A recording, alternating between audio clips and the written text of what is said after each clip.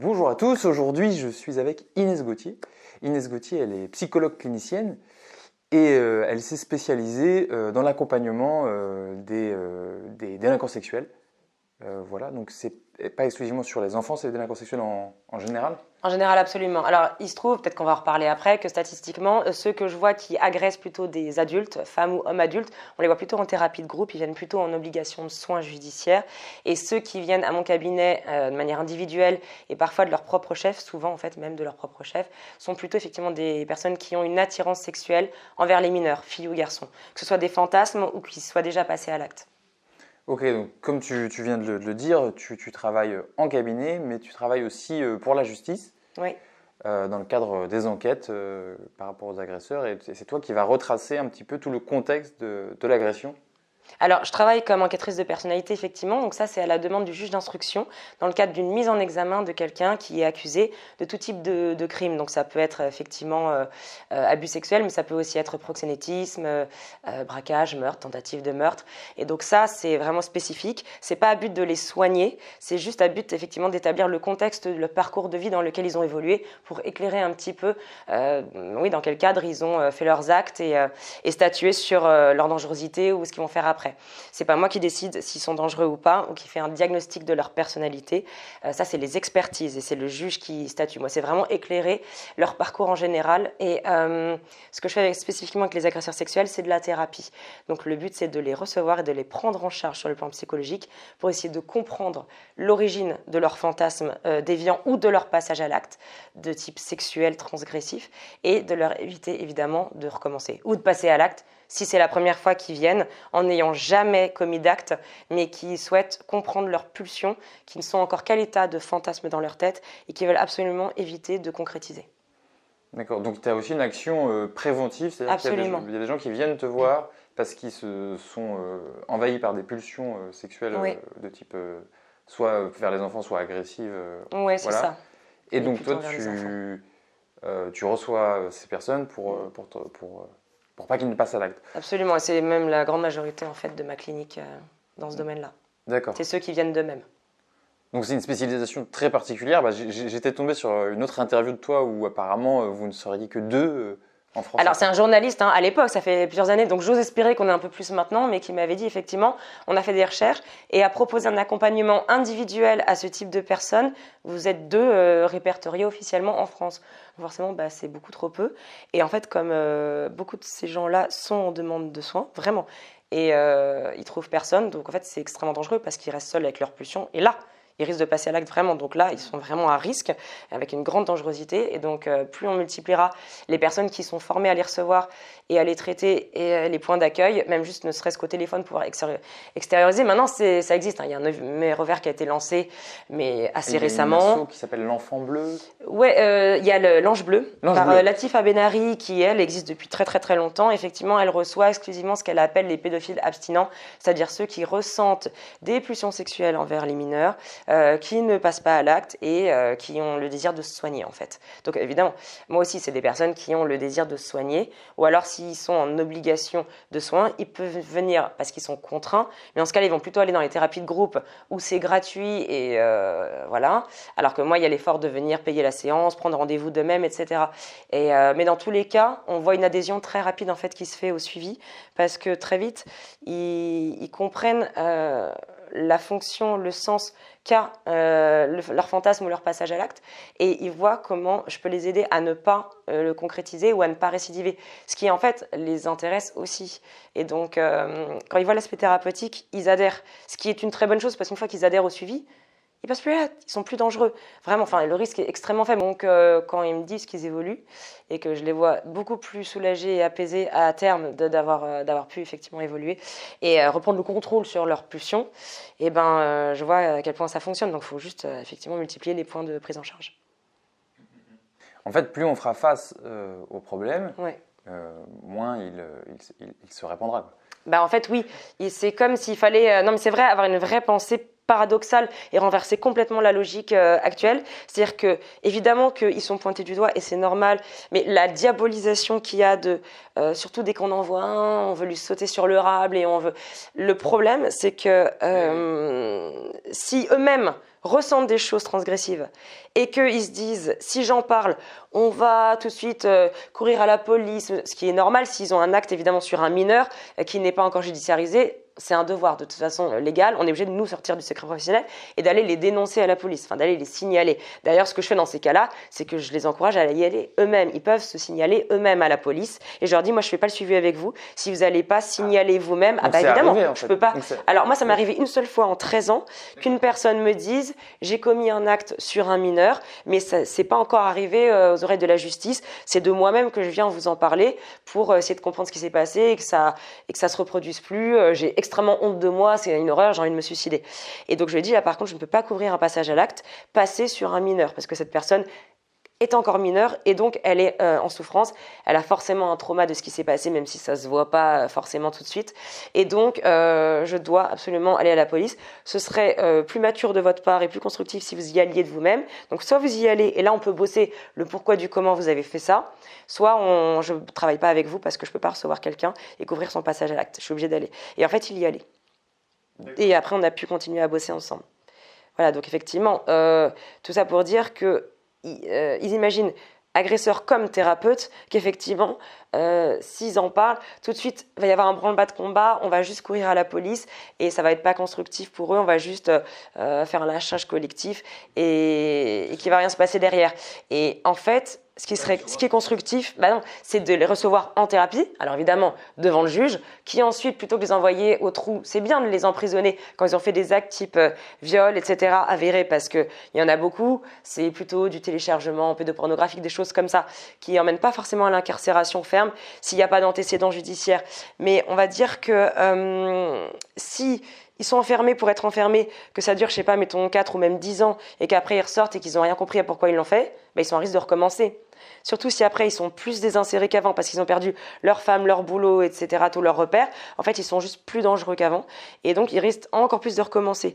Donc, si on ne veut pas être contre-productif, il faut pouvoir les aider à comprendre ce qui s'est passé, pourquoi ils l'ont fait, et essayer de trouver une alternative pour être au monde de manière adaptée, légale, plus harmonieuse avec leur environnement. Donc ce que je comprends là, c'est que ce que tu dis, c'est que la prison sans accompagnement, sans prise en charge adaptée, est un facteur aggravant dans la récidive. Ça peut être un facteur dissuasif, en fait ça dépend des personnalités, mais parce qu'on a des grilles de critères de dangerosité criminologique, c'est-à-dire la capacité, la propension de quelqu'un à passer à l'acte ou pas, d'accord ? On a des critères très précis.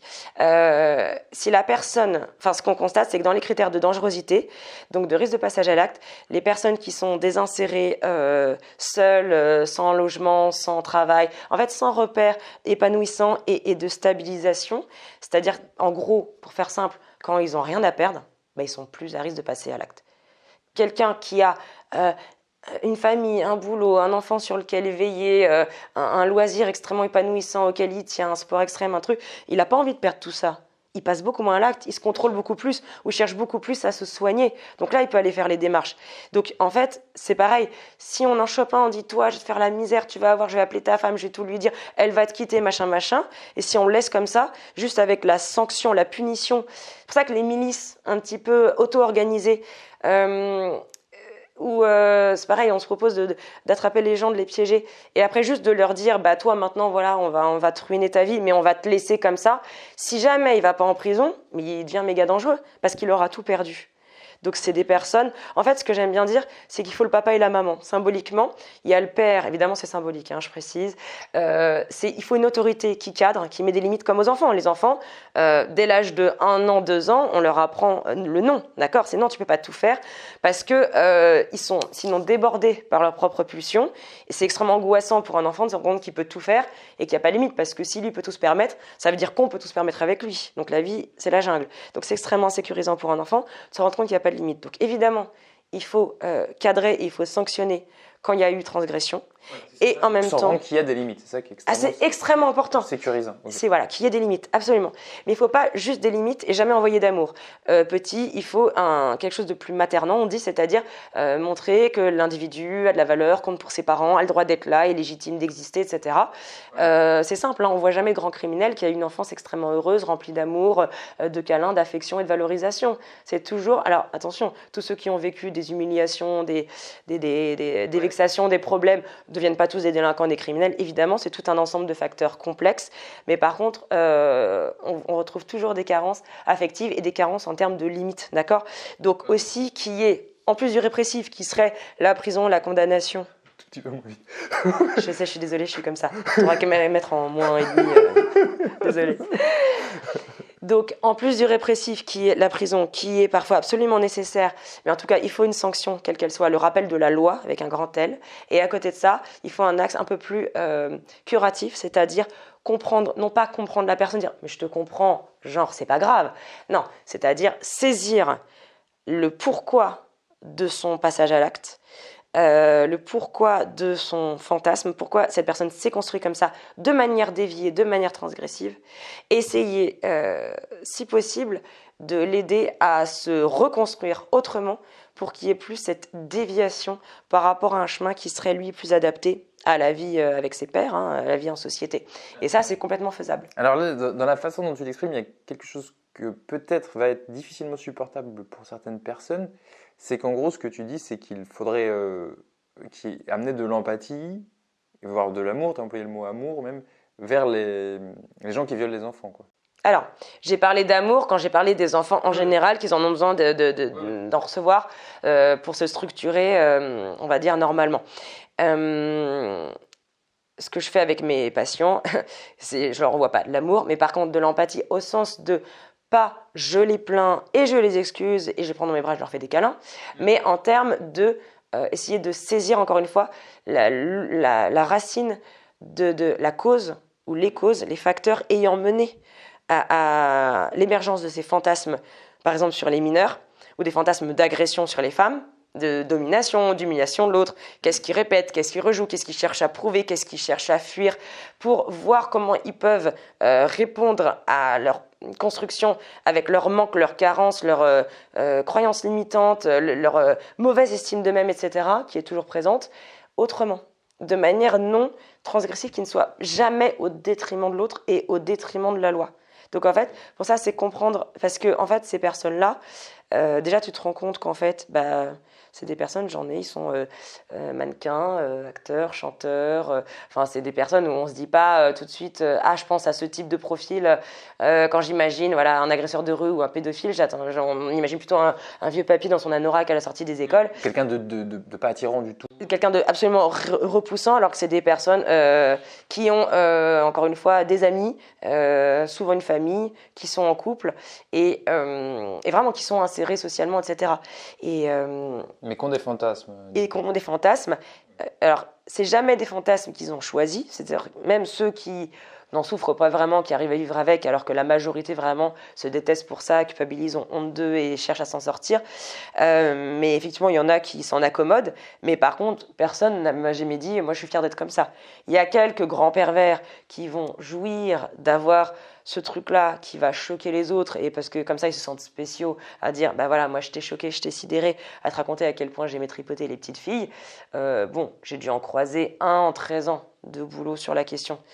Donc en fait, c'est extrêmement rare. Pareil, on imagine toujours quelqu'un de sadique qui aime faire mal, qui aime voir la douleur chez autrui.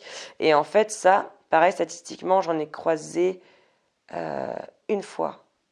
Ouais, une fois ou deux maximum. Peut-être qu'ils sont comme ça à l'instant de la crise, de la transe, à l'instant où... Alors non, parce que ce qui est sûr, c'est que tous, au moment où ils passent à l'acte, ils sont autocentrés. C'est vous pouvez avoir quelqu'un qui est dans sa vie serviable, dévoué, toujours à rendre service. J'en ai comme ça qui en fait a un clivage, c'est-à-dire que la partie transgressive qui va faire du mal aux autres n'est pas la même que la partie qui évidemment est adaptée dans sa vie adulte, fonctionnelle et qui elle peut être serviable avec son entourage, etc. faire un boulot humanitaire. Mais parce qu'en fait, c'est deux parties différentes. La partie qui passe à l'acte, c'est une partie abîmée qui, elle, évidemment, ne rencontre jamais la partie fonctionnelle. Donc, on va dire que c'est ce qu'on appelle le clivage. Ces deux parties ne communiquent pas entre elles. Ce qu'on fait aussi en thérapie, d'ailleurs, c'est qu'on apprend à la partie adaptée, celle qui vient consulter, à rencontrer la partie transgressive et à dire, OK, pourquoi tu es là? Comment tu t'es construite? Comment tu t'es créée? À quoi tu sers? Et comment je vais te faire partir?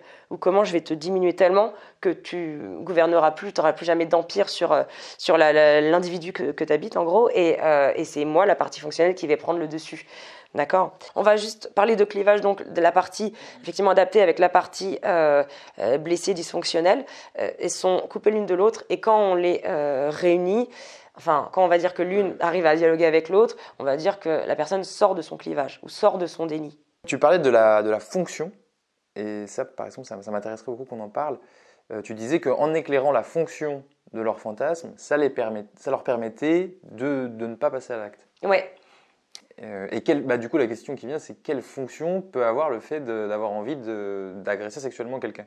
Alors, elles peuvent être multiples. On va dire celle peut-être la plus immédiatement évidente, c'est rejouer son propre traumatisme d'agression sexuelle qu'on a subi. Ils sont pas tous victimes d'agression sexuelle, les agresseurs, d'accord, il y en a une grande proportion, mais c'est pas systématique non plus.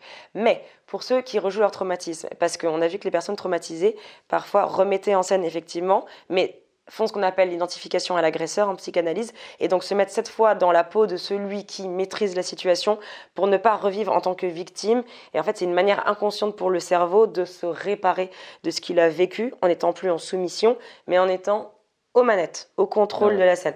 J'ai même, tout à fait. J'ai même des patients, on analyse ça dans la thérapie, on se rend compte qu'ils vont regarder, par exemple, de manière un peu compulsive comme ça, de la pédopornographie. Donc sur Internet, donc ils n'ont jamais touché d'enfants, mais ils vont regarder des choses transgressives sur Internet, et on remarque qu'en fait ils vont regarder uniquement des scènes qui ressemblent à ce qu'eux ont vécu. Donc c'est des choses assez spécifiques. Et j'ai déjà pu entendre cette phrase de leur part: j'y suis retournée et cette fois il ne s'est rien passé. C'est-à-dire, c'est comme s'ils étaient retournés sur les lieux du crime qui les concernaient, entre guillemets, sauf que cette fois c'était de manière sécurisée. Tu vois ? C'est-à-dire, c'est comme si l'esprit avait besoin d'assimiler ce qui s'était passé en se repassant la scène en boucle, sauf qu'au lieu que ça fasse un disque rayé qui bute toujours sur l'agression dont ils ne se sortent pas, le fait d'aller à leur tour être acteur et maître de ce qui se passe de la scène, qu'ils la visualisent en l'ayant choisi, en étant sécurisé derrière leur écran, il ne peut rien se passer cette fois, ou en étant effectivement dans la position de celui qui agresse avec une autre victime, eh ben, ils se sentent pas en danger. Mais ils ont besoin d'y retourner. Donc c'est une manière sécurisée d'y retourner. C'est évidemment très inconscient. C'est ce qu'on analyse ensemble. Et une fois qu'ils réalisent qu'en fait ça a but de soigner leur propre vécu victimaire, eh ben, on va directement sur leur vécu en tant que victime. Et ils vont plus... j'ai un truc très éclairant quand même à ce style. Par exemple, j'ai déjà eu quelqu'un qui m'a dit, voilà, je lui ai demandé pourquoi il était là, puis il me dit... Ben moi, je suis là parce que j'ai fait plusieurs agressions sexuelles sur des garçons de 8 ans. Et bon, c'était mon élève mes élèves de professeur de piano. J'étais leur professeur de piano. Et je dis, OK. Il me dit, sauf le premier, c'était pas une agression sexuelle, c'était un viol. Je l'ai violé. Et ça, personne ne l'a vu. La justice l'a pas vu, elle a minimisé, elle n'a pas vu le viol, elle n'a pas vu le viol. Il me disait en parlant de lui-même, de ce qu'il avait fait. Donc il l'aggravait. Il me disait que ce qu'il avait fait était plus grave que ce que la justice avait relevé. Il était hyper en colère. Et donc, je vois qu'il répète comme ça, ils n'ont pas vu le viol, ils n'ont pas vu le viol. Je lui dis, et vous, qui n'a pas vu votre viol? Et là, il me dit, bah, c'est mon père. Quand je lui ai dit, il m'a dit, tais-toi, je te crois pas. Et il m'a puni. Et je lui dis, ok, vous aviez quel âge? 8 ans. Et c'était par qui? Mon prof de piano. Bon, bah, la répétition, elle est évidente. Il s'en était jamais rendu compte. Et là, ce que j'ai compris, c'est qu'en fait, il répétait, il faisait à son tour des agressions sexuelles dans le même contexte pour que la justice s'intéresse à son histoire, fasse justement des enquêtes, des trucs, et voit que dans son enfance, il y avait eu ce problème-là, qui à l'époque avait été banalisé, qui cette fois allait être vu comme vraiment grave, et peut-être, évidemment, encore une fois, à un niveau extrêmement inconscient, il s'est pas dit, tiens, je vais faire tout ça pour ça, mais on allait enfin voir ce qui s'était passé, reconnaître que même pour lui, ce qui lui était arrivé n'était pas normal, même si ça excusait en rien ce qu'il avait fait, mais que, lui aussi avait vécu quelque chose, et en fait, comme s'il avait besoin de le répéter, jusqu'à ce qu'on mette le projecteur sur son histoire à lui. Et en fait, Bah, de ce jour, ça s'est arrêté. Il a plus ressenti, alors qu'il en avait fait à l'appel. Hein. Il avait eu énormément d'antécédents, il n'arrêtait pas de récidiver. Et il avait fait déjà des thérapies, des trucs. Mais je lui dis, mais vous avez déjà fait le lien avec votre propre viol qui n'a pas été reconnu et ceux que vous faites subir à des personnes exactement du même âge dans le même contexte? Il m'a dit non, jamais. Et de ce jour, ça a été terminé. Le jour où il a fait le lien. Ouais. Donc, en fait, ça, c'est la première fonction. C'est d'aller essayer de réparer ce que la personne a elle-même vécu comme traumatisme. Oui, en devenant soi-même vecteur de la violence. Ah bah bien sûr, c'est ça le problème, c'est pour ça que je leur dis en fait c'est pas possible. Donc on va soit travailler ça en EMDR ou toute thérapie spécialisée en psychotrauma, ça s'appelle. Mais en fait une méthode peut-être réparatrice, pourquoi pas. La personne a le droit de vouloir se réparer, mais pas au détriment d'autrui, pas en refaisant des victimes. Sinon évidemment on s'en sort jamais. Et puis en plus les victimes après peuvent devenir à leur tour agresseurs et on s'en sort jamais. Surtout quand c'est de l'inceste. Alors là, ça se répète à l'infini. Et dans ce cas-là, effectivement, les victimes deviennent agresseurs et on s'en sort jamais. Ça, c'est le premier truc. Après, il y en a des dizaines. Mais en gros, les fonctions les plus évidentes, c'est aussi, par exemple, il y en a beaucoup qui s'attaquent à des personnes soit vulnérables, soit par surprise, dans les cinémas ou dans le Uber qui les raccompagne quand c'est une femme, des personnes vulnérables, donc effectivement leurs élèves, leurs étudiants, des profs faciles ou évidemment des enfants, hein, que ce soit en famille ou pas, parce que et à côté les enfants, il faut obéir à l'adulte, ils disent pas non plus évidemment, ils sont plus faibles physiquement, ils font confiance facilement. Donc évidemment, ce sont des personnes vulnérables, c'est pour ça que c'est sévèrement puni. Et en fait, ils s'attaquent à ces personnes, soit parce qu'ils n'ont pas accès à de la sexualité facilement, ils n'ont pas confiance en eux, ils ont vécu des humiliations, des rejets plus jeunes, donc ils sont un peu phobiques comme ça des autres, ou alors ils ont peur des femmes, il y a vraiment un vrai trauma, une vraie phobie par rapport au monde adulte en général, et on voit que c'est des personnes très immatures qui sont un peu restées, des adolescents, voire des petits garçons, qui ont peur de tout, qui ont peur d'être dans la vraie vie, qui sont pas eux-mêmes trop en capacité d'accepter les responsabilités du monde adulte à plus d'un titre, et du coup ils se réfugient dans un truc, un peu Peter Pan, un petit peu dans le déni et l'illusion que bah ça va, je peux rester dans un monde beaucoup plus innocent, qui leur paraît beaucoup plus pur, beaucoup plus gentil.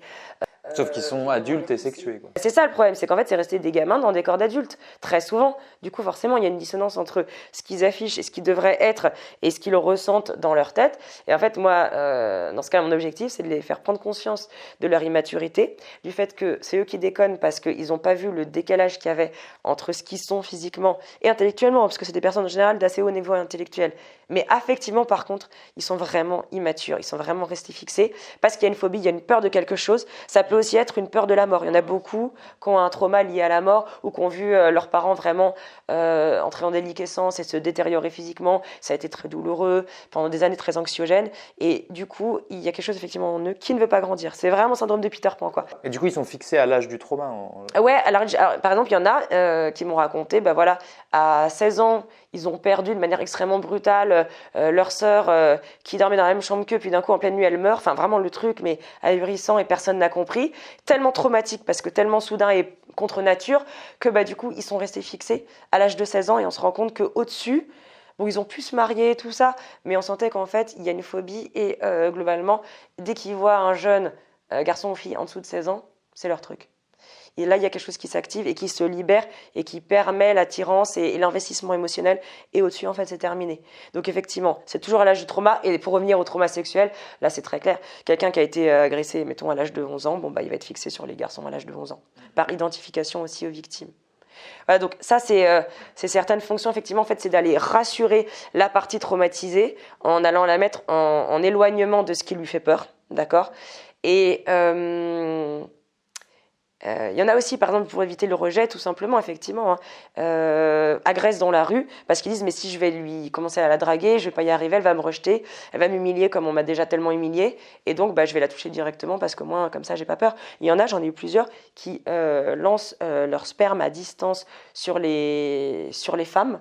Dans la rue ou peu importe dans un lieu quelconque caché parce qu'ils disent c'est ma manière, j'enregistre l'image et après c'est ma manière en fait à moi de vivre une connexion à une femme sans avoir peur d'être rejetée, pas besoin de lui parler. J'en ai eu plusieurs des comme ça, donc c'est complètement dingue parce qu'on se dit mais quoi, mais en fait voilà, on se rend compte que c'est un truc phobique d'évitement en fait, d'évitement du contact et c'est aussi un truc pervers d'évitement de la frustration. Si ils vont vers quelqu'un et lui demander est-ce que tu veux sortir avec moi, que la personne elle leur dit non, ils vont être frustrés. Donc c'est aussi ce truc d'immaturité, de toute puissance de l'enfant qui se dit je veux tout et j'ai pas envie qu'on me dise non. Donc en fait ils évitent les contraintes du réel. Et ça c'est des traits plus dits pervers, c'est-à-dire on va nier les limitations du réel et on va imposer son désir dans un truc de toute puissance illusoire sur le réel. On cherche à dominer le réel au lieu d'accepter que le réel s'impose à nous parfois avec ses limitations et ses contraintes. En fait, comme il y a beaucoup de choses, ça m'emmène partout, ça me fait penser à plein de trucs. Moi, j'ai remarqué un truc, notamment avec plusieurs de mes patientes, des femmes, qui ont vécu des abus toutes petites, avec parfois une mémoire très vague des abus, que très souvent, quand leurs enfants ont le même âge, elles ont des pensées compulsives ou des phobies d'impulsion. Soit donc, je pense notamment à une patiente qui a vécu une tentative de meurtre et qui, au même âge, avait vers son enfant des désirs de mort. Et j'ai eu aussi un autre exemple avec des désirs sexuels avec une patiente qui était abusée. Et c'est vrai qu'on retrouve ce phénomène dont tu parles en fait. Oui, et moi j'ai aussi des femmes effectivement qui viennent me consulter. Qui ont extrêmement honte et même elles ont 19 ans, 20 ans, enfin vraiment des jeunes qui sont... En général, c'est toujours le même profil, structure très obsessionnelle, très dans le contrôle, très dans l'autoflagellation, à toujours se surveiller et se juger en disant là j'ai des mauvaises pensées, etc. sur à peu près tout. En général, très bon élève, enfin vraiment ce truc de je dois réussir, je dois être quelqu'un de bien, très perfectionniste, qui se remet tout le temps en question, qui s'autocritique énormément, qui a une très mauvaise estime d'elle-même et par là-dessus, elle me dit ça m'est tombé dessus un jour, je sais pas, je changeais un bébé lors d'un babysitting ou j'étais à la plage, d'un coup je vois un enfant nu et d'un coup je sais pas, j'ai une pensée bizarre qui me traverse, un truc érotisant, ce bébé, cet enfant est vraiment, mais je suis complètement folle, je suis pervers, je suis tordue, enfin aidez-moi sinon je me pends quoi, enfin c'est insoutenable. Et elles, surtout quand c'est des femmes, ça vient toujours d'un abus antérieur qu'elles ont vécu ou d'un climat incestuel dans lequel elles ont grandi, c'est-à-dire où le maternage, donc les soins des parents aux enfants étaient confondus avec de l'érotisation, parce qu'eux-mêmes étaient incestueux, parce que incestés, parce que, etc. Et du coup, il y a cette confusion, il y a cette association entre effectivement la tendresse ou le soin médical, on va dire, à l'enfant et une caresse un peu plus érotisée, un peu plus sexuelle. Donc chez elles, c'est naturellement associé. Elles vont me dire par exemple, bah non, j'ai jamais été touchée, mais bon, c'est vrai que quand j'ai commencé à être adolescente, mon père me disait ah mais cache tes seins là, tu vas exciter tout le monde avec tes seins. Voilà, on se dit un peu limite. Ou alors, elle montait. Ça sous-entend que lui, ça le. Que lui, ça l'excitait effectivement. Ou alors, elle montait l'escalier de chez elle et puis elle sentait regardant leur dos se retourner puis elle voyait leur père en train de fixer leurs fesses. Ou leur mère qui leur disait mais dis t'as plus de poitrine que moi, tu vas plus pouvoir séduire les hommes que moi. Je suis jalouse, ça va pas du tout. À moitié en rigolant, mais à moitié seulement. Donc on voit des trucs comme ça très incestuels où effectivement les parents se comportent un petit peu comme des rivaux ou des confidents, compagnons, amants, on ne sait pas trop, tout est un peu mélangé. Et donc, il y a une confusion énorme des places. Donc, en fait, après, à leur tour, quand elles ont un rôle parental, maternant, il y a une confusion de est-ce que je ne suis pas aussi un petit peu excitée sexuellement, comme mes parents l'étaient avec moi, ou comme moi j'ai vécu. C'est découverte par le livre que tu as coécrit avec Bruno Clavier, qui s'appelle L'inceste ne fait pas de bruit. Ouais. Et voilà. Et Bruno Clavier, qui est un psychanalyste spécialiste du transgénérationnel. Et du coup, vous avez coécrit ensemble cet ouvrage sur l'inceste. Et ça permet si tu veux parler du transgénérationnel, du coup. Ouais, notamment, c'est vrai que c'est un axe intéressant et assez peu usité jusqu'à maintenant. Alors qu'en fait, il est super éclairant pour plein de choses. Alors, Bruno Clavier, donc ancienne victime, il le dit en long et en large. Et donc, il va se réparer lui-même en étant effectivement thérapeute de cette clinique-là. Et il parle dans la première partie du livre de comment retrouver les souvenirs sans induire non plus des faux souvenirs et inventer des viols partout quand il n'y en a pas eu dans l'enfance pour expliquer les choses et tout ça. Donc, il parle de sa méthodologie. Et il parle aussi du transgénérationnel, de comment effectivement les abus se transmettent de génération en génération, que moins ils sont dits, moins ils sont à la conscience, plus ils se répètent. Ça, c'est toujours la même chose. Parce que souvent, j'ai des gens qui me disent « Ah oui, j'ai découvert que mon grand-père, en fait, avait violé ma mère. Mais ça, moi, je ne le savais pas. Personne ne le savait. » Ben justement, en fait, ça passe par la mémoire cellulaire, par l'épigénétique, enfin maintenant, par plein de choses qu'on a étudiées. Et effectivement, moins on le sait, moins on en parle, plus ça s'agit, plus ça se répète, soit sous forme de phobie d'impulsion, fantasme transgressif ou passage à l'acte, soit somatisation diverse, beaucoup d'énurésie, donc pipi au lit jusqu'à un âge tardif. Je dis pas que tous les pipi au lit sont dus à ça, mais il y a beaucoup de pipi au lit qui sont un symptôme d'abus sexuel antérieur, y compris dans la famille et pas forcément sur soi. Ça peut être un fond d'anxiété chronique, des problèmes alimentaires, des conduites à risque, de l'addiction, enfin beaucoup de choses. Et beaucoup de problèmes aussi urogénitaux, il faut regarder beaucoup chez les femmes quand il y a de l'endométriose, des cystites, des mycoses à répétition, des règles très douloureuses, de l'infertilité, des ovaires polykystiques, du vaginisme. Il faut regarder beaucoup. Est-ce que si la personne, il n'y a pas un lien évident, genre elle a été violée, donc elle verrouille tout, mais peut-être rechercher dans sa lignée effectivement familiale, homme ou femme, parce que ça me fait rebondir sur aussi l'une des fonctions, entre guillemets, des agressions sexuelles, enfin pas des agressions, mais de la fixation sur les mineurs. Donc ce truc de fixation à un âge plus jeune que ce que la personne adulte devrait normalement, vers lequel devrait s'orienter, c'est qu'en fait on voit beaucoup d'hommes qui restent des petits garçons parce qu'ils ne veulent pas devenir des hommes adultes en pleine possession de leurs moyens sexuels, avec des fantasmes adultes, parce que c'est en fait, ce serait une identification aux hommes agresseurs dans leur famille, ou hors famille d'ailleurs, mais qui ont agressé sexuellement peut-être leur mère, leur grand-mère, une tante. Et en fait, on se rend compte que par loyauté envers ces femmes victimes des hommes violents, etc., et ben eux-mêmes, évidemment, encore une fois, à un niveau très inconscient, c'est comme s'ils s'auto-castraient en restant des petits garçons inoffensifs qui font pas de mal et qui font pas peur, parce que voilà, se déployer dans sa force sexuelle, sa virilité, c'est peut-être déborder et agresser à son tour.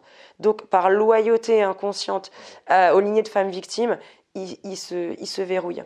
Si je suis un homme, je terrifie maman. Je ne deviendrai jamais un homme. Voilà. Voire je peux peut-être potentiellement abuser d'un plus faible, puisque je suis fort. Et donc, comme il y a eu des abuseurs avant qui, effectivement, ont profité de leur force sur la vulnérabilité d'autrui, je vais rester, moi, inoffensif et rassurant. Mais vu que c'est un déni, parce que en fait, je ne suis pas inoffensif et rassurant parce que j'ai une sexualité, et je prends le risque de... Mais c'est ça le paradoxe, c'est que du coup, ils font du mal à des enfants, et même si c'est juste avec 10 000 guillemets, d'aller sur Internet regarder des choses, ça alimente des réseaux pédophiles, donc ça fait aussi du mal à des enfants qui sont exploités pour produire ces contenus. Et donc, dans tous les cas, ça fait du mal.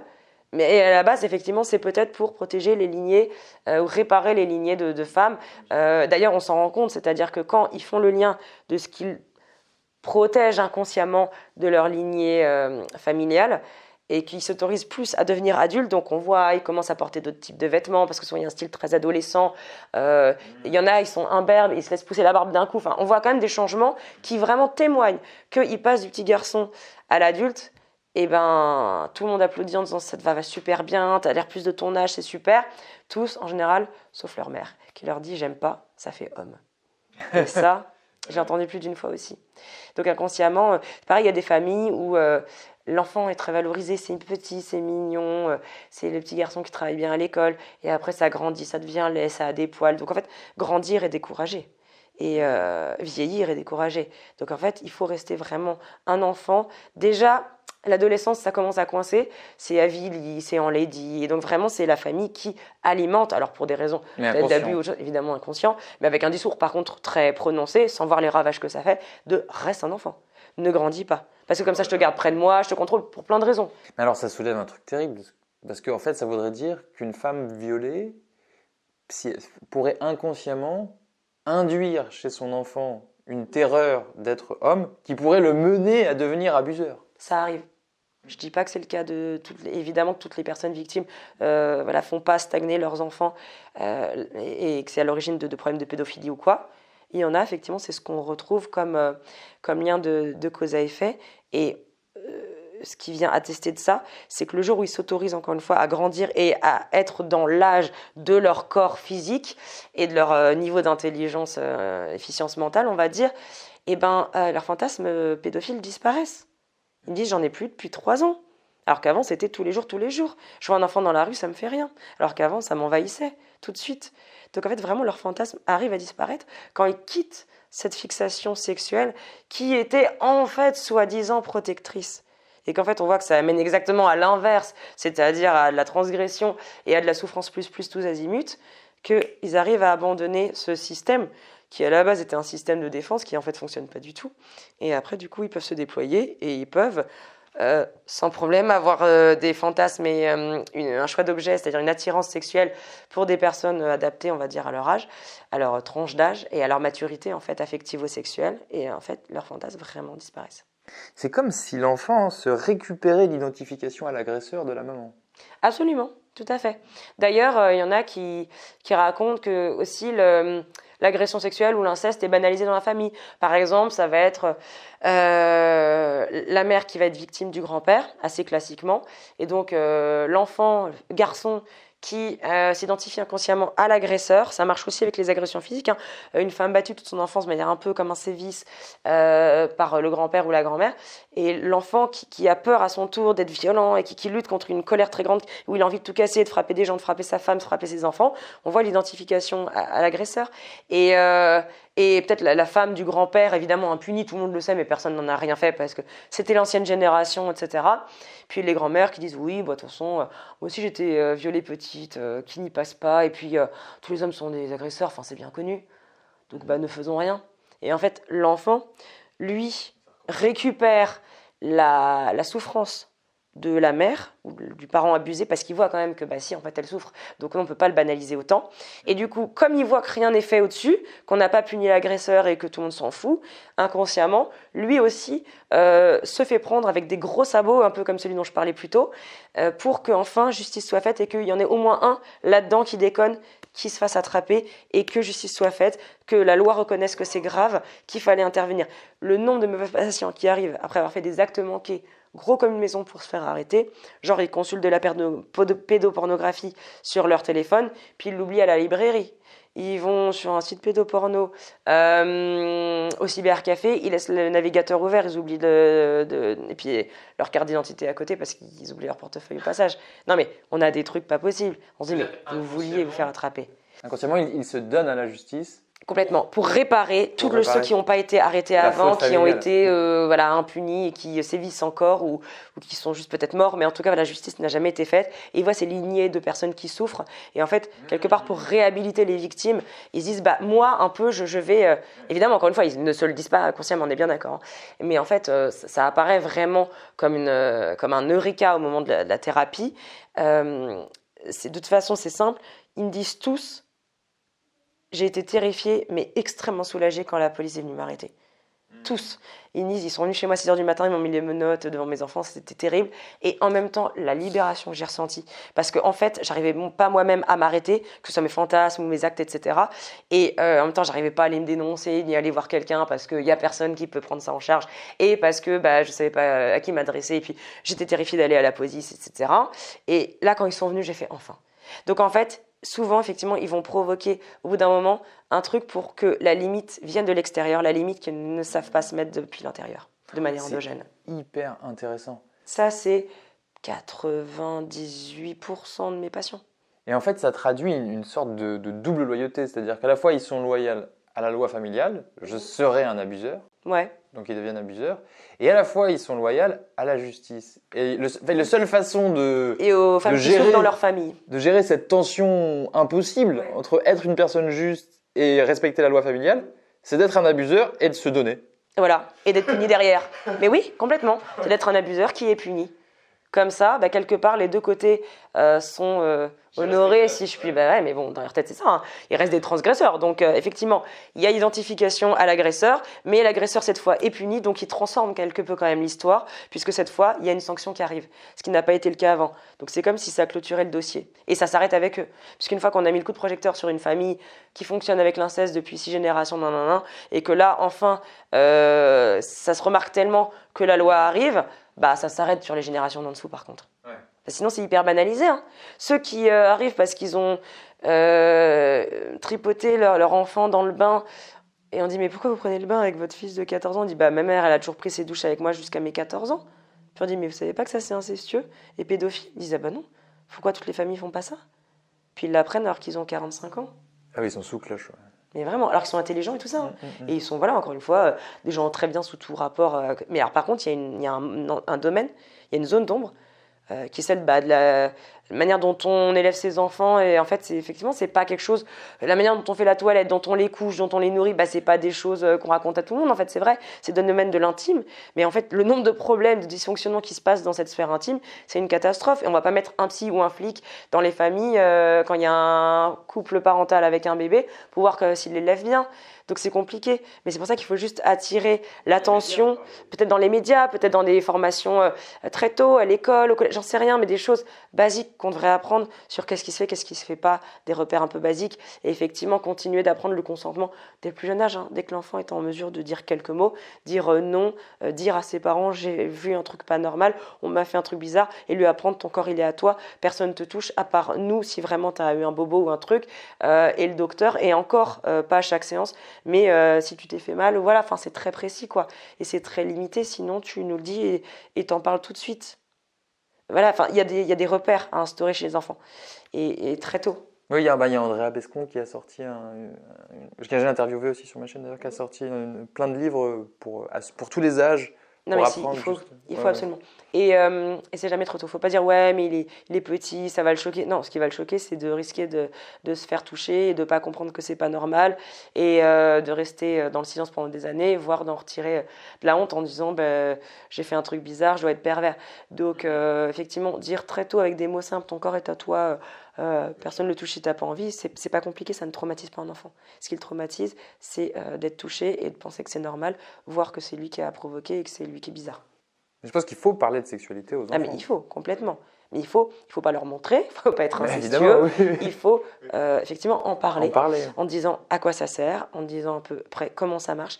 Et ce qui ne peut pas arriver. Et ce qui ne doit pas arriver, effectivement. Mettre du repère, vraiment. Les gens n'ont pas de repères, ont très peu de repères, où les repères sont biaisés, tordus par ce qu'ils ont vécu justement dans la famille, qui est normalisé. Tous les hommes sont des agresseurs, toutes les petites filles se font violer. Bon, dans ce cas-là, effectivement, pourquoi aller se plaindre à la police ou à ses parents si ça nous arrive dans ce cas-là? Waouh, c'est super intéressant, ça me fout des frissons, il y a plein de trucs. On sait bien, mon cerveau connecte des trucs. Alors moi, là, une question que j'avais, c'était est-ce qu'il y a un profil type de prédateurs sexuels et de pédocriminels, mais c'est encore spécifique, mais est-ce qu'il y a un profil type, est-ce qu'il y a un terrain type Alors, la majorité des gens que je vois... c'est compliqué parce qu'en thérapie de groupe, j'ai plusieurs thématiques. Je te dis, j'ai les agresseurs plus qu'on appelle de rue, quoi, qui vont se frotter dans les transports, qui vont mettre des mains aux fesses, qui vont agresser vraiment physiquement les femmes, avec un peu plus de violence que dans la sphère privée où c'est auprès d'un de ses élèves, où là il y a peut-être un peu plus de manipulation verbale, plus d'affectif, etc.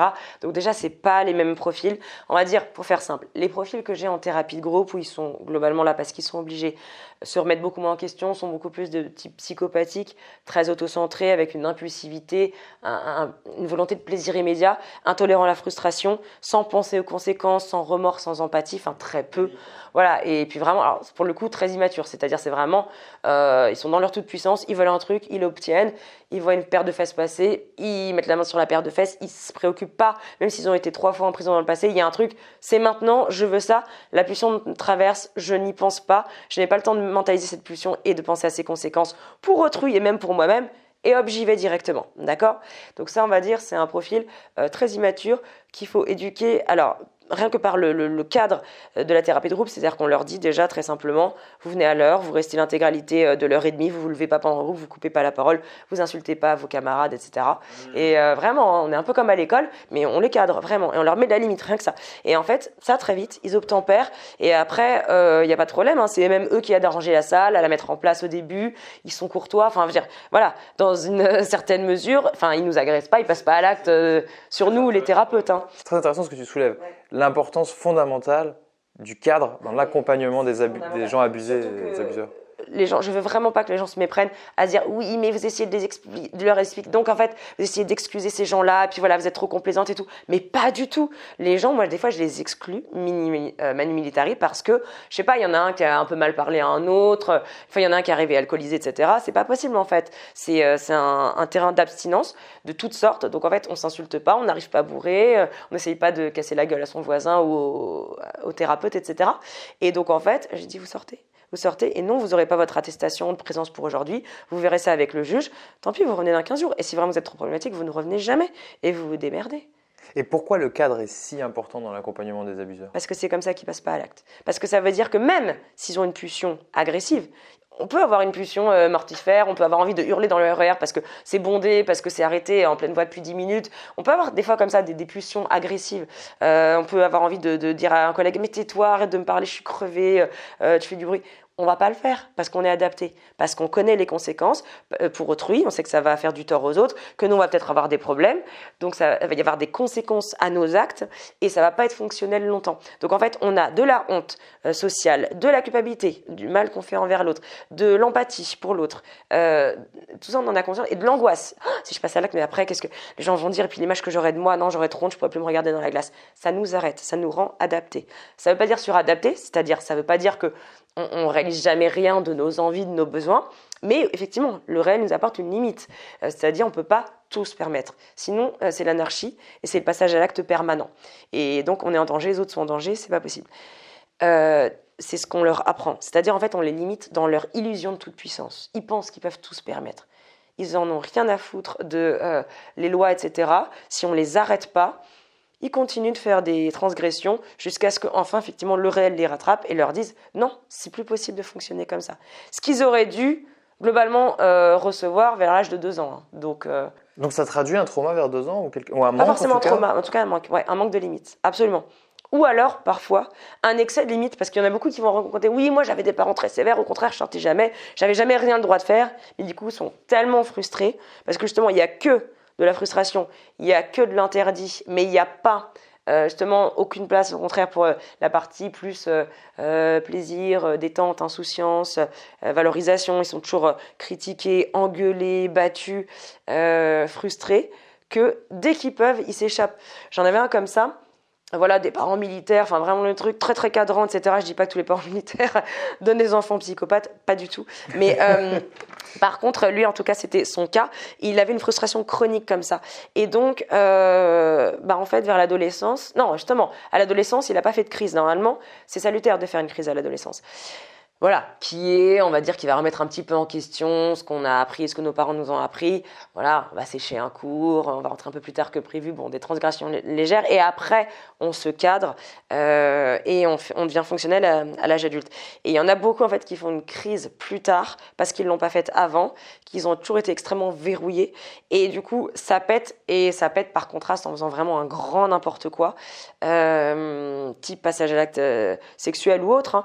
Et il y en a, par exemple, ils sont vraiment l'employé modèle, le mari modèle, enfin vraiment rien qui dépasse. Et puis il y a à un moment donné la soupape qui pète et par exemple ils me disent moi je conduis bourré sur l'autoroute de temps en temps, voilà je me fais mon petit frisson et je veux me prouver que je suis au-dessus des lois. Et ou alors je vole un truc à l'épicerie ou je vais sur internet et je regarde des trucs interdits genre de la zoophilie, de la pédophilie pour me prouver que j'ai le droit d'être libre et à un moment donné de transgresser les lois. C'est aussi extrêmement immature, c'est extrêmement puéril de leur part, mais c'est parce qu'ils ne l'ont pas traversé avant.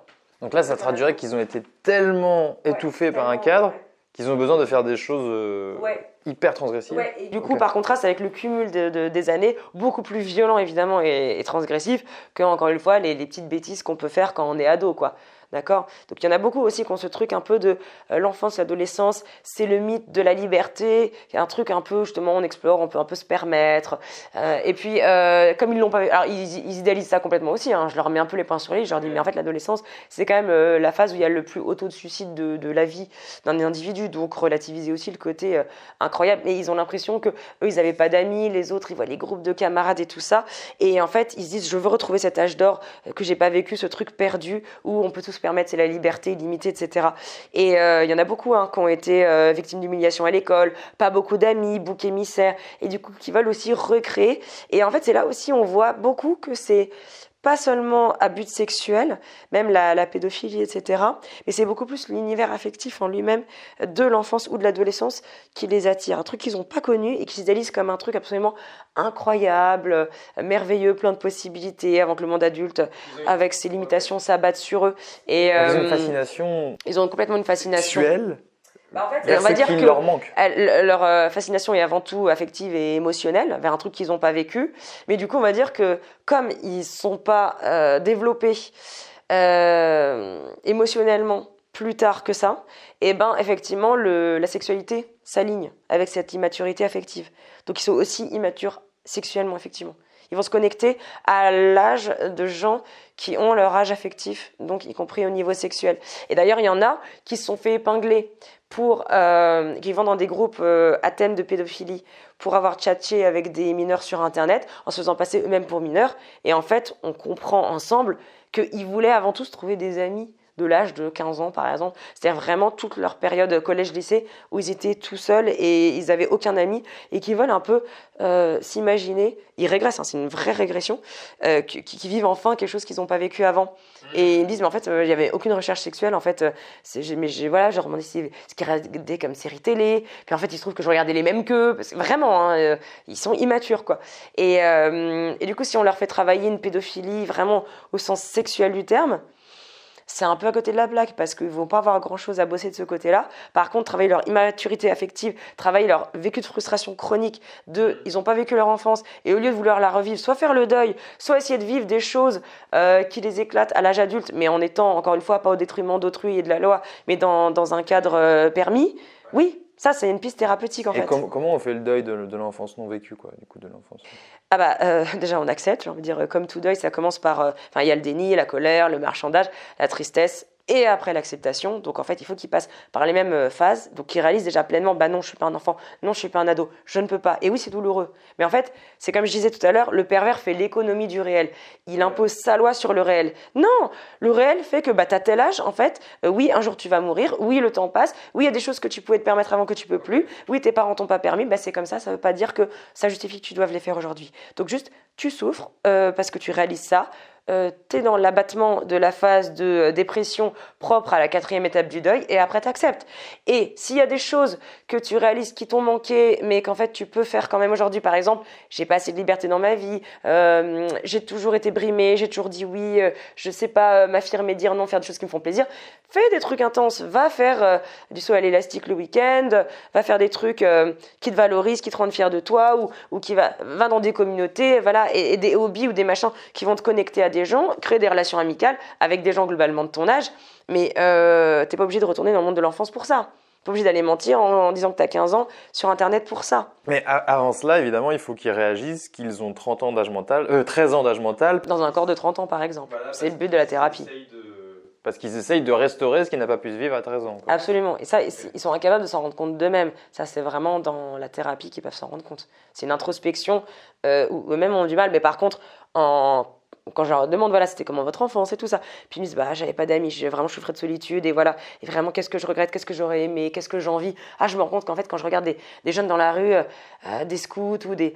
Oh là là, je les envie, vraiment, j'ai envie de me joindre à eux, mais juste pour être leurs copains. C'est eux qui me disent ça, je veux dire, je l'induis pas chez eux. Et je dis, mais en fait, c'est quelque chose qui vous a toujours manqué. Et en fait, quand vous alliez sur Internet ou quand vous aviez ces jeunes dans votre café, il y en a, je sais pas, ils sont gérants de café, gérants d'un magasin, puis ils disent, les jeunes, après le collège, ils arrivaient chez moi, puis voilà, je leur montrais mes étagères et tout ça, puis des fois, c'est un peu dévié parce que il y en avait un ou une, finalement, elle a commencé à me faire des avances ou j'ai commencé à lui faire des avances. Et c'est là que ça commence à déconner. Parce que jusque-là, à la limite, pas de problème. Mais là, ça commence à dévier, ils commencent à tout confondre. Alors des fois, c'est parce que ça se cumule aussi. Un climat incestueux à la maison, du coup, il commence à confondre. Et là, on retrouve Ferenczi, confusion des langues entre l'adulte et l'enfant. L'enfant ou l'ado va témoigner un intérêt pour l'adulte. Oui. Voilà, et l'adulte va se sentir super flatté. Et du coup, va en profiter aussi sexuellement parce qu'il n'a pas accès aux adultes qui lui font trop peur et parce qu'il n'a pas développé ses habiletés sociales de mise en relation. ou alors juste va confondre effectivement intérêt porté à sa personne et séduction.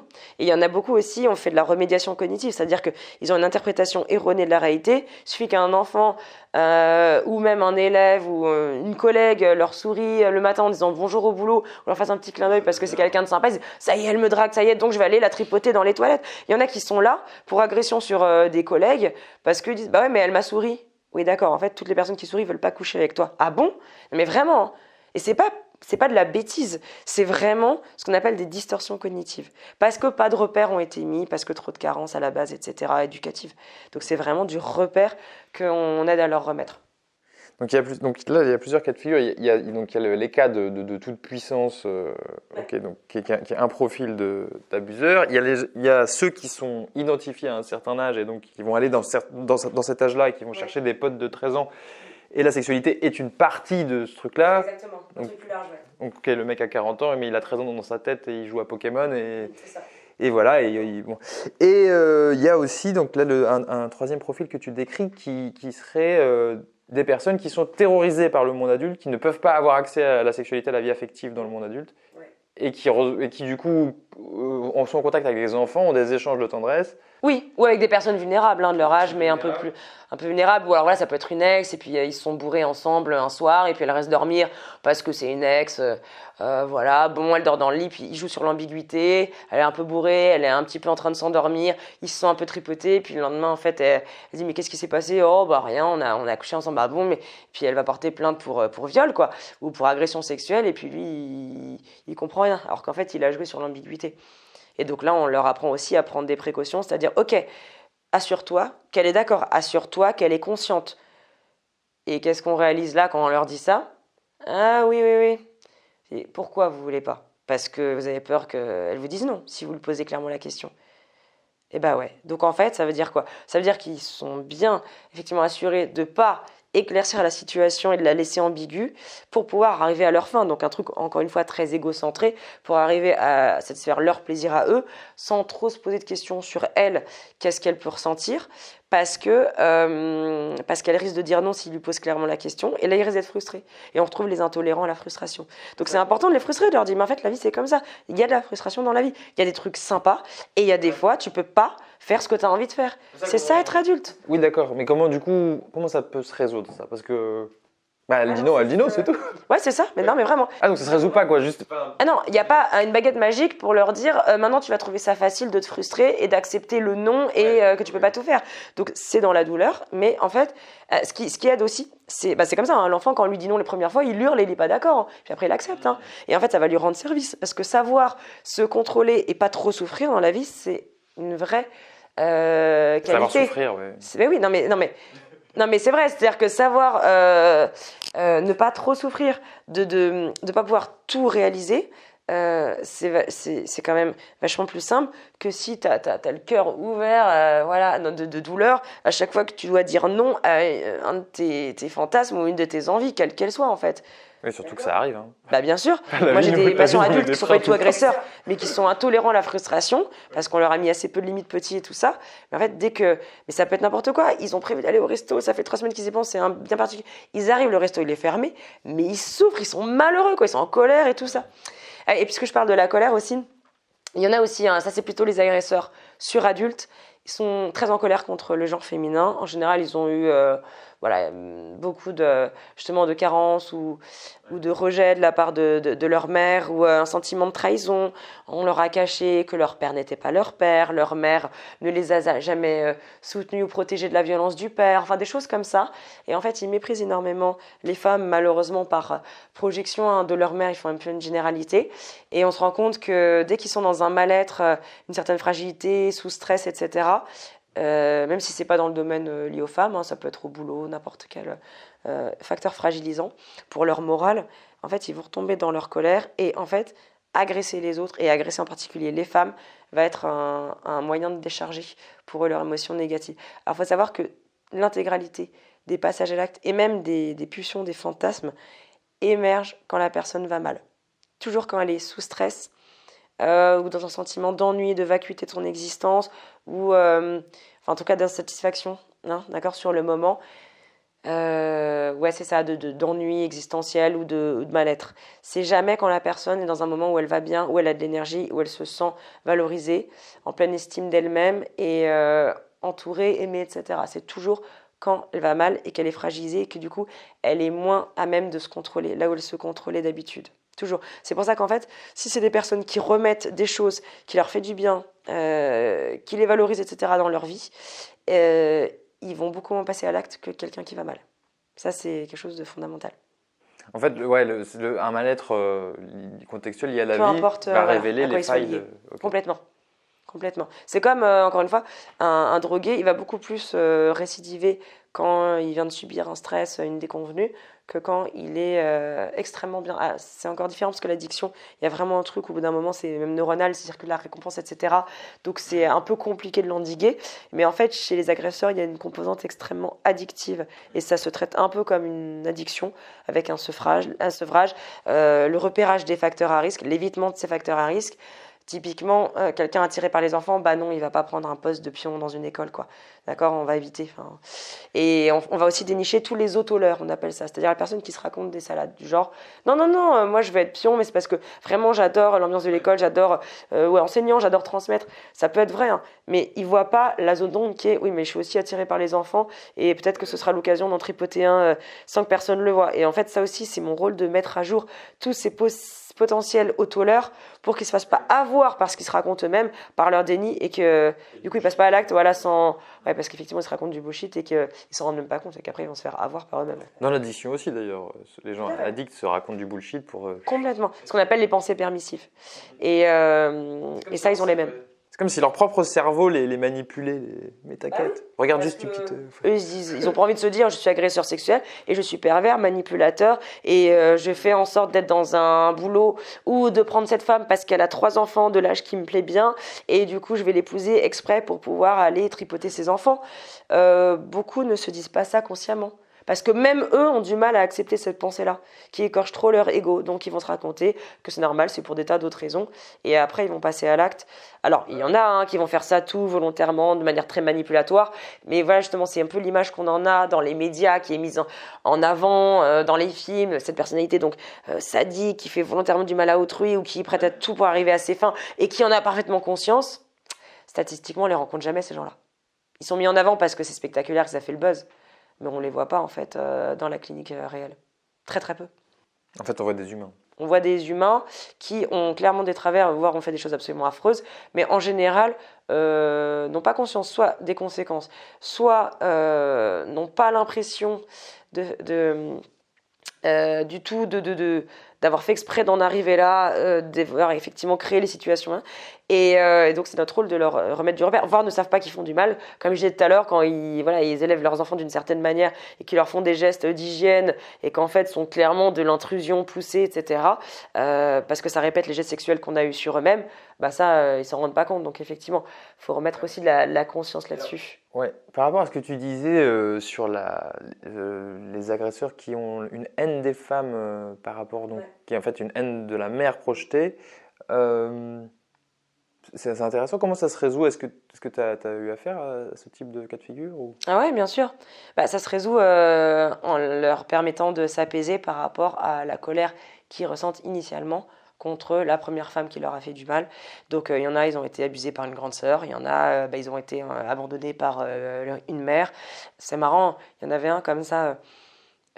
Donc lui, le lien qu'on a pu faire, c'est que il attrapait toujours les femmes par derrière, comme ça, dans la rue, par surprise. Hop.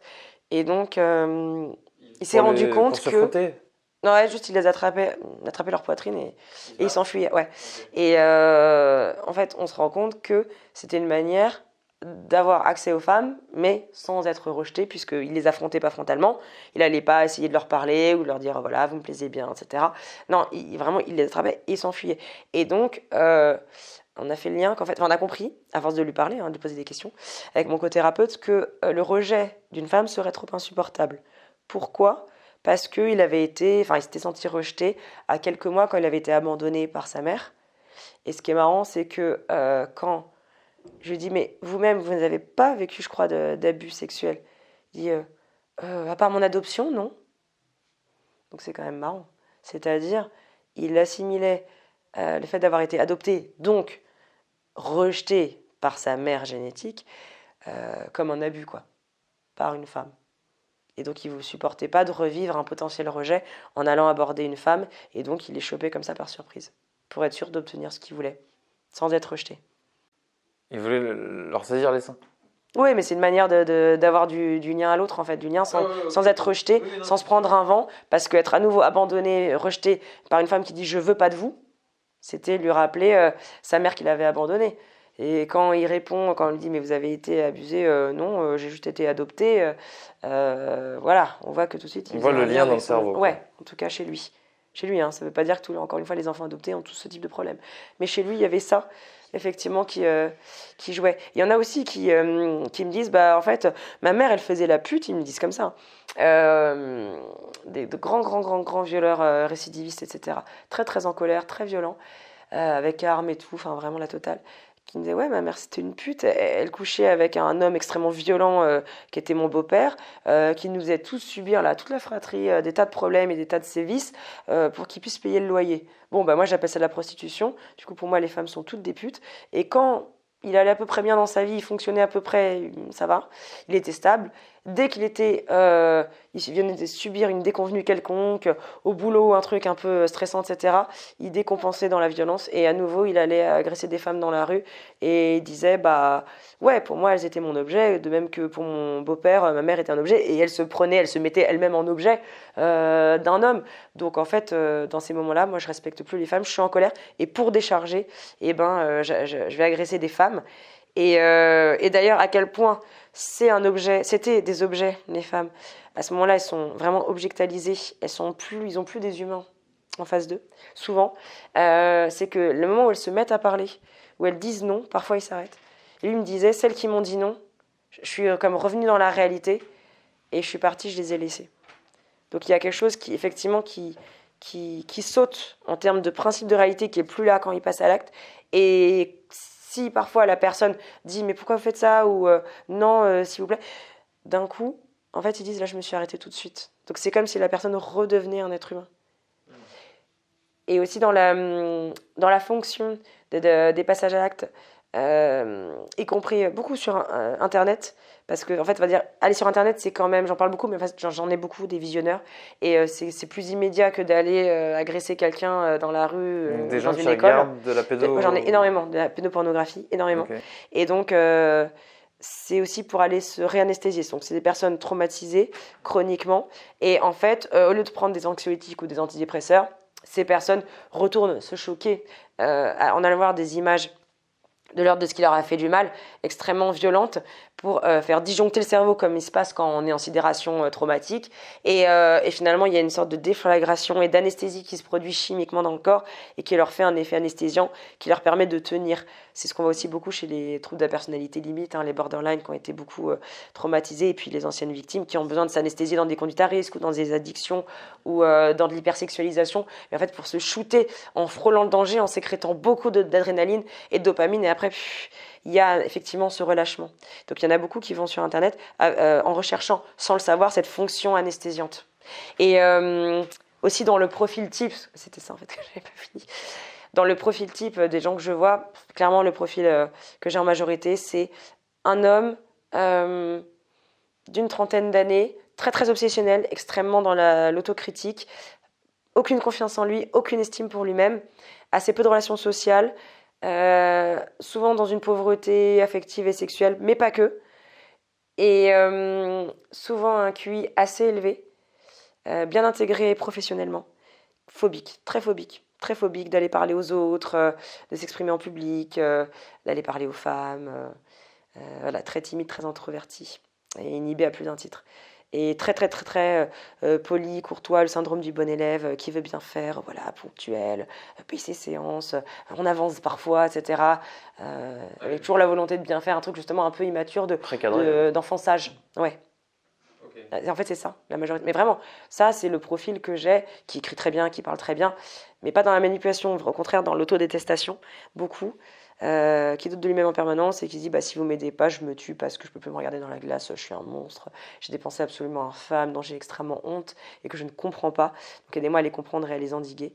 Et j'ai des mails entiers, les personnes s'auto-flagellent et me demandent de l'aide en disant je comprendrais que vous vouliez pas m'aider parce que c'est tellement dégueulasse que je suis que franchement je comprendrais, mais voilà, j'essaye dans une ultime tentative. Voilà, c'est un peu mon dernier bastion que j'ai pas essayé. Et ça, c'est vraiment, je sais pas, 19% des profils que je reçois. Ok. Ils se considèrent vraiment comme des déchets de l'humanité, quoi. Ouais, complètement. Okay. Ah oui, c'est des mots que j'utilise. Les mots que je vois le plus, c'est monstre, déchet, infâme, médiocrité, pervers. C'est comme ça qu'ils s'auto-qualifient. Ouais. Après, c'est comme ça que la société regarde ça. Complètement. Et du coup, eux-mêmes se jugent comme la société les juge, en fait. Eux-mêmes se jugent aussi. Mais c'est pas l'image qu'on a, parce que les médias, ils colportent que l'image, encore une fois, du psychopathe ou du sadique, qui a pas de remords, qui a pas d'empathie, et qui ne souffre pas de ce qu'il fait ou de ce qu'il ressent, et qui veut juste échapper à la justice et s'en tirer le mieux possible. En fait, la réalité montre que ça, c'est statistiquement extrêmement rare, et tous mes collègues le diront, c'est pas que moi qui vois ça. Et la réalité de cette clinique-là, c'est qu'effectivement, la majorité sont des personnes qui ont encore une fois des amis, des collègues, de la famille, et qui c'est pas écrit sur leur front, c'est-à-dire que c'est des gens qu'on peut croiser dans la rue, c'est peut-être ton voisin qui est charmant, c'est peut-être c'est pas des Jeffrey Dahmer avec des pas du tout, ça se voit pas, ça se repère pas. Ils sont sympas, ils sont intelligents comme ça d'apparence, et ils en souffrent même en fait, ils en souffrent même. Ok. Alors ça me fait penser à une mise en perspective assez terrible, c'est que on sait qu'il y a les chiffres de l'abus sont énormes en France. Ouais. Il y a 160 000 enfants par an qui sont abusés. Et alors en plus, si on rajoute les femmes, c'est énormissime. Et puis dans ce que tu dis, il y a les abuseurs qui passent à l'acte, puis il y a aussi ceux qui ont ça en eux mais qui ne passent pas à l'acte. Et en fait, la question que moi je me pose, c'est en fait combien de gens ça concerne en fait, parce que c'est énorme. Beaucoup.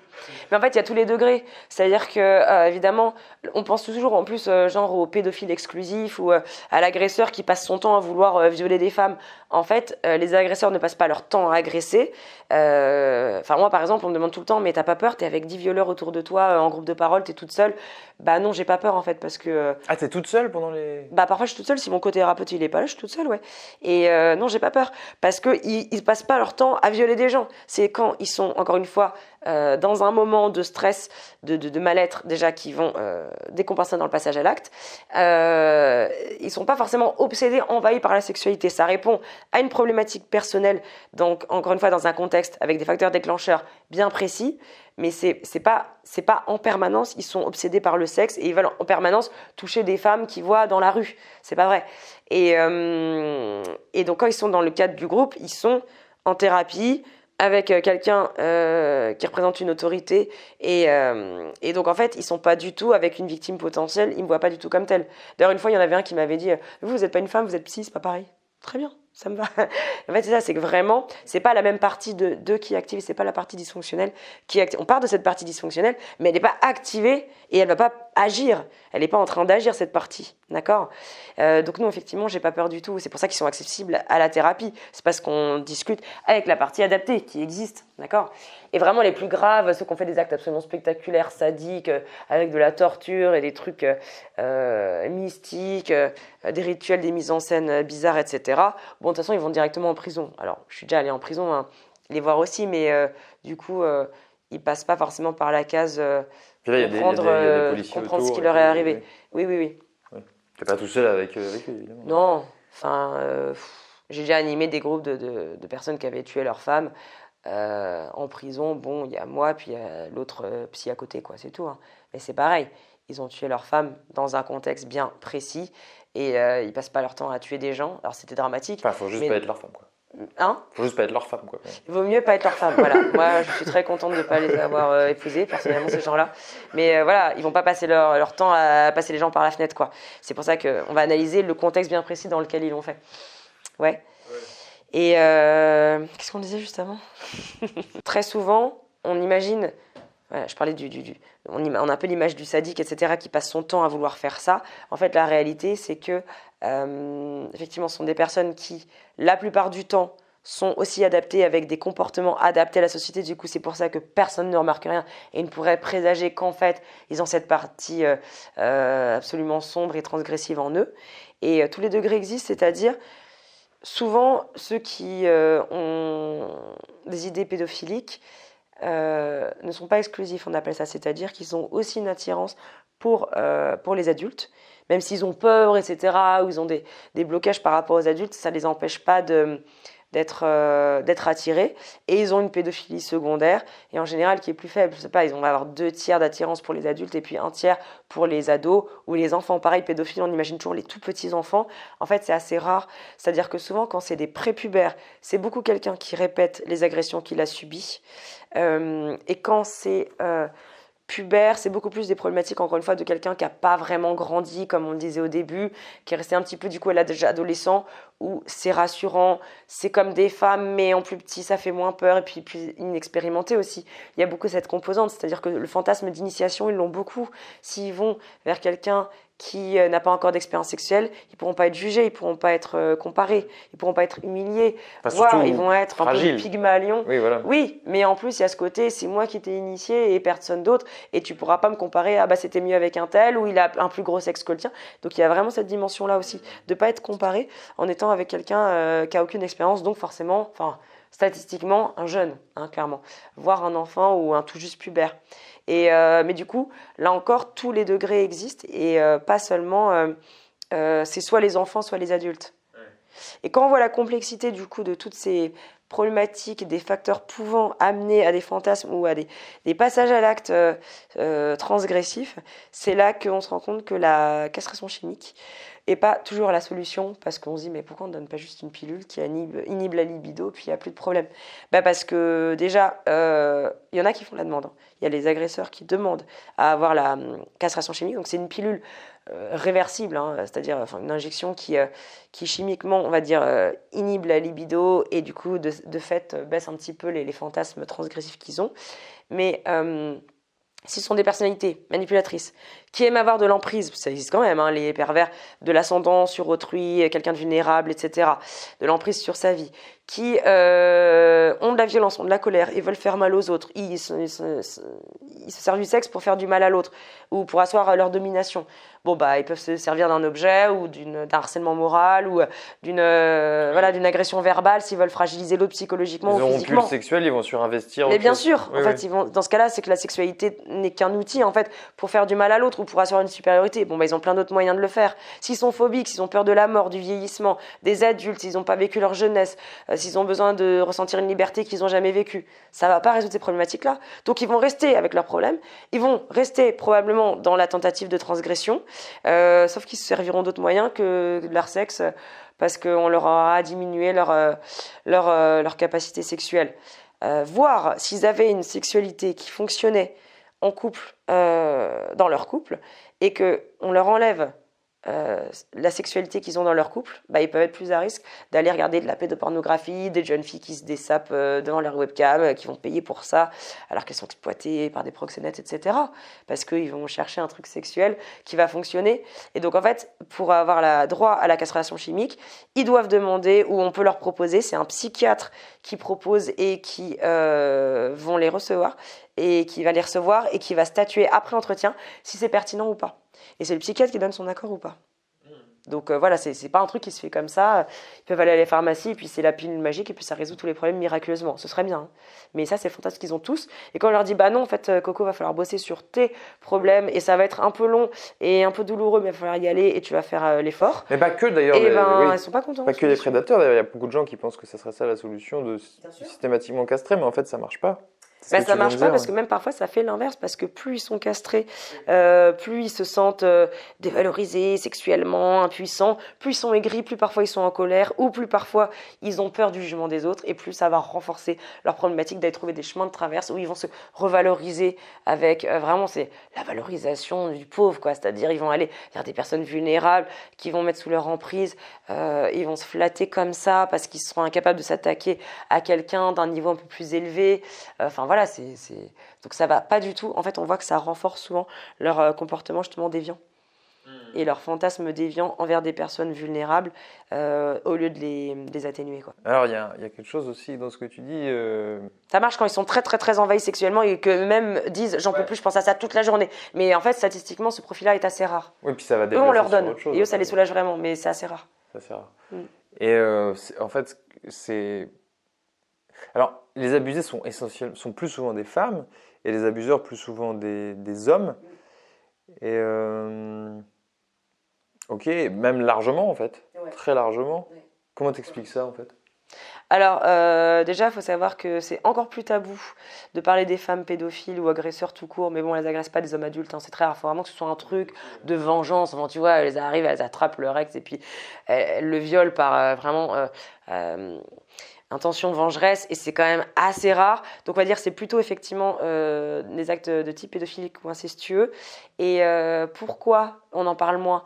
Parce qu'elles vont encore moins consulter que les hommes, parce qu'elles ont encore plus honte, parce que c'est encore plus tabou, parce que l'image de la mère protectrice, nourricière, un peu sacrée, ça viole pas les enfants. Donc déjà qu'elles-mêmes aillent en parler de leur propre chef, c'est très compliqué. Déjà que pour les hommes, c'est compliqué, mais alors les femmes, c'est encore pire. Et en plus, il faut qu'elles décèlent elles-mêmes et qu'elles sont dans des comportements problématiques ou incestueux, et ou que les victimes le décèlent et puissent en parler. Ce qui n'est pas évident, parce que déjà que je disais que les hommes parfois se rendent pas compte qu'ils font des trucs dysfonctionnels avec leurs enfants, par exemple, en dormant avec eux, en les embrassant sur la bouche ou en prenant le bain avec eux jusqu'à leurs 25 ans. Les femmes encore moins, parce que les femmes qui changent la couche, qui nettoient les parties intimes, qui vont mettre de la pommade, qui machin, bah ça passe comme des soins normaux à l'enfant.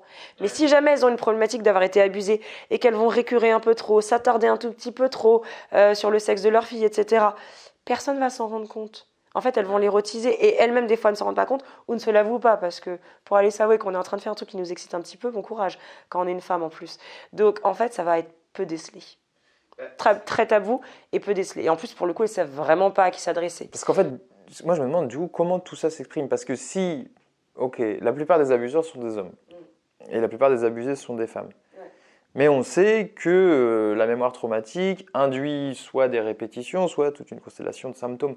Donc je me dis du coup, comme la plupart des abusés sont des femmes, comment ça s'exprime alors chez la femme? Ça s'exprime moins par la répétition que chez l'homme alors? Alors déjà, ça s'exprime moins par la répétition et par l'explosion, c'est-à-dire le passage à l'acte vers l'extérieur. Ça s'exprime plus vers en fait une attaque sur soi-même, donc beaucoup plus de somatisation, et on retrouve les problèmes corporels dont je parlais tout à l'heure, donc soit de type sexuel, soit de type alimentaire, d'estime de soi, dépression, anxiété, hypervigilance, insomnie, scarification, voilà. Donc en fait, elles vont beaucoup plus s'attaquer elles-mêmes. Parce que, alors, est-ce que c'est l'éducation, est-ce que c'est culturel, est-ce que c'est hormonal? J'avoue que ça, il y a sûrement de la littérature sur le sujet. Et je ne vais pas me prononcer parce que j'ai pas des connaissances assez poussées là-dessus. Mais il y a effectivement il y a plus de mentalisation quand même, de manière générale chez les femmes. C'est-à-dire quand elles ont une émotion négative, elles vont plus être capables d'y penser, de le verbaliser, peut-être d'en parler, de le communiquer, ou alors de le retourner contre elles-mêmes. Là où les hommes, de manière générale, vont être moins dans la verbalisation ou la conscientisation et vont plus passer à l'acte sur l'extérieur. C'est pour ça qu'il y a plus de passage à l'acte de la part des hommes aussi. Quand ils ont une émotion négative d'ailleurs, pas tous, hein, mais il y a plus d'hommes effectivement statistiquement qui passent à l'acte sur l'extérieur, qui vont aller casser la figure à quelqu'un, s'embrouiller avec quelqu'un, taper dans un truc, voilà, alors que les femmes, ou qui se suicident effectivement, puis ils utilisent des moyens, on sait, plus létaux, quoi. Donc qui tuent davantage avec plus d'efficacité. Là où les femmes effectivement vont peut-être plus aussi être capables de mentaliser ce qui leur arrive, leurs affects négatifs, et du coup de le traiter au lieu de l'agir. Ça c'est évident. Donc c'est pour ça aussi, apprenez aux petits garçons à verbaliser leurs émotions et à se connecter déjà à leurs émotions. Et non, c'est pas un truc de fragile et de femmelette que de se connecter à ses émotions et d'en parler. Ça fait des personnes fragiles et violentes que de ne pas savoir parler de ses émotions et pouvoir les communiquer. Donc vraiment, pitié quoi. Apprenez aux petits garçons à parler de leurs émotions. Hein. Ça en fera pas des fragiles et des faibles. Bien au contraire. C'est sûr. Du coup, on a presque fini. Je me demandais, est-ce qu'il y a des déterminants sociaux, familiaux? Et je me demande s'il n'y a pas du coup certains milieux qui...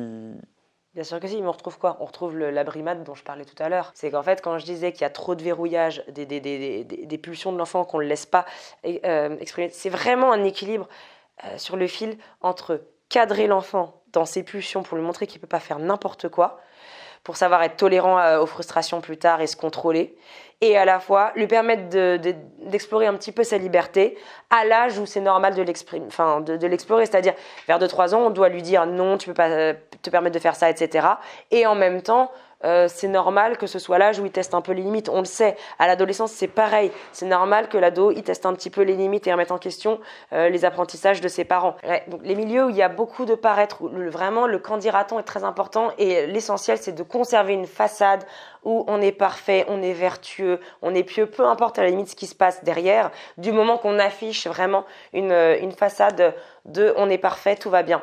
En fait, ces milieux-là, c'est terrible, que ce soit les milieux bourgeois, des milieux religieux, parce que, en fait, voilà, tant que c'est caché, on peut vraiment tout se permettre. Et en fait, plus il y a de verrouillage, plus ça explose par contraste. Il y a un moment donné où la soupape, elle pète, et on voit que c'est là où il y a les passages à l'acte les plus violents, parce que ça a été beaucoup trop contenu, parce que ce qui comptait, c'était la morale de façade, mais pas la morale endogène. Est-ce que justement, l'excès de démonstration indique pas justement l'inverse en fait? Oui, souvent, bien souvent. Et c'est pour ça qu'on retrouve effectivement, dans l'église, mais partout, moi j'ai eu des ultra-orthodoxes, j'ai eu tous les milieux où effectivement, ce qui comptait, c'était de quoi on a l'air. Mais alors, ce qui se passe à l'intérieur, on ne s'intéresse pas du tout au bien-être des gens, en fait, dans la sphère privée. Ce qui compte, c'est qu'est-ce qu'on affiche au monde. Et alors ça, c'est terrible. C'est un terreau pour l'abus, quoi. Complètement, c'est un terreau pour l'abus, et souvent en plus avec ce truc de l'emprise justement du parent tout-puissant qui ne se préoccupe absolument pas du bien-être de ses enfants, du moment que lui, on dit que c'est quelqu'un de bien. Donc en fait, c'est tout ce qui compte. Et donc il n'y a aucune empathie pour ce qui peut se passer derrière, et aucune limite, justement, aucune moralité, puisque en fait, tant que ça ne se sait pas, il n'y a aucun problème. Ça peut continuer d'avoir cours. Donc bien sûr que les milieux où c'est extrêmement contrôlé comme ça, en général, il y a les pires excès derrière. D'ailleurs, je pense que dans cette pulsion d'avoir cette envie d'être vu comme le bien, il y a quelque chose justement de... Oui, il y a peut-être quelque chose justement de ce qu'on appelle de formation réactionnelle, c'est-à-dire on va avoir à cœur de démontrer qu'on est l'inverse de justement ce qu'on a comme potentialité dysfonctionnelle en soi. Absolument. Et pas que dans le domaine de la sexualité. Hein. Oui. Ça, c'est un mécanisme propre à l'humain. La formation réactionnelle, on appelle ça, ouais, tout à fait. Voilà, et puis les milieux, bien évidemment. La formation réactionnelle, c'est... Ouais, ça s'appelle la formation réactionnelle. C'est faire l'inverse de en fait, ce qu'on ressent, de ce qu'on pense ou de ce qu'on fait d'habitude pour se prouver à soi-même qu'on n'est pas comme ça. Donc, par exemple, imaginons j'ai une super violence sur moi, je vais être extrêmement policé. Okay. Voilà, obséquieux. Mais venez, mais installez-vous là, attendez, ça va. Alors qu'en fait, au fond... Et en fait, ouais. Mais alors par contre, tu vois, c'est comme une digue qui est un peu en train de retenir le tsunami. Alors, le jour où tu as un petit trou, par contre, voilà, c'est l'explosion. Et alors là, c'est la merde, tout simplement. Et c'est là où le passage à l'acte survient. Okay, donc en fait, voilà, c'est vraiment cet équilibre extrêmement touchy à trouver entre le cadre, les limites, on ne peut pas faire n'importe quoi, et en même temps, une certaine souplesse, une certaine liberté à explorer aux âges où on teste les limites. L'enfant, entre 2 et 3 ans, l'adolescent, va dans une certaine mesure, il teste les limites, on le sait, on le laisse un petit peu faire, on recadre, on rappelle la loi, et après, il n'a plus besoin de le faire après. S'il a été complètement brimé, il y a quelque chose qui va sortir, et ça va sortir beaucoup plus violemment. Et s'il n'y a jamais de limite, et que c'est quelqu'un qui est jamais sanctionné, qui est jamais repris, à qui on donne pas de repères, qui est baladé de foyer en foyer, etc., ou même pas, mais voilà, qui est un petit peu laissé à l'abandon et qu'on ne recadre jamais, ça fera quelqu'un avec une pulsionnalité permanente qui va tout le temps sortir, et quelqu'un dont on brime totalement la pulsionnalité, ça va ressortir à un moment donné par un endroit ou par un autre, mais ça va ressortir à un moment donné et de manière totalement anarchique. Ok. Alors juste pour terminer, je me disais donc, tu as exprimé le fait que donc il y a des hommes qui viennent te voir et qui ont des problèmes de pulsion violente ou sexuelle et qui donc ne passent pas à l'acte grâce à l'accompagnement. Donc en fait, moi, pour finir, ce que j'aimerais qu'on parle de... Qu'est-ce qu'il faudrait selon toi que la société fasse? Qu'est-ce qu'il faudrait mettre en place? Parce qu'il y a un tabou dans la société qui, manifestement, on l'a dit, en fait, favorise l'abus, n'est pas une solution mais fait partie du problème. Du coup, qu'est-ce qu'on peut faire pour qu'il y ait moins d'abus en fait? Donc il faut vraiment absolument, comme je disais plus tôt, déjà faire de la prévention, je pense, dans les écoles, pour les familles, organiser des conférences, je ne sais pas, dans les mairies, sur la place publique, mais vraiment c'est super important, quoi.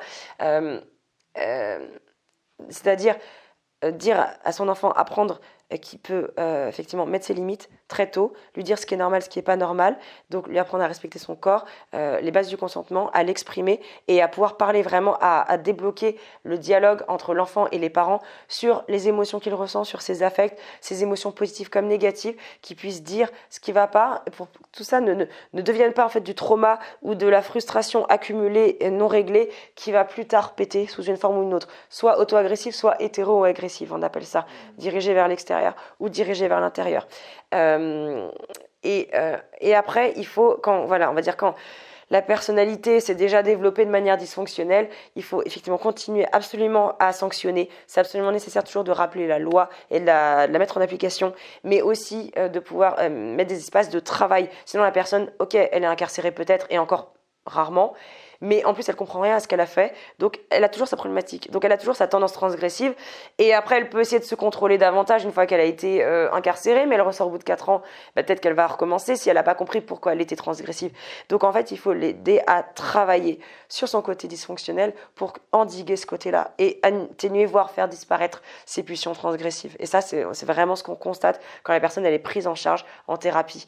Donc il n'y a aucun problème, c'est faisable, il faut multiplier les points de prise en charge, et pour ça il faut continuer de former des thérapeutes divers à recevoir, et des magistrats à recevoir le récit de ces gens-là et pouvoir les aider en fait eux-mêmes à comprendre, à mettre du sens dessus et à trouver des moyens d'endiguer leur pulsion pour vivre dans une société en fait où il y a toujours moins de victimes.